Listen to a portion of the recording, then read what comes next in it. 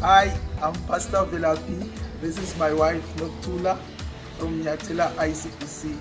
Thank you so much for everything that you are doing for us. Thank Amen. you.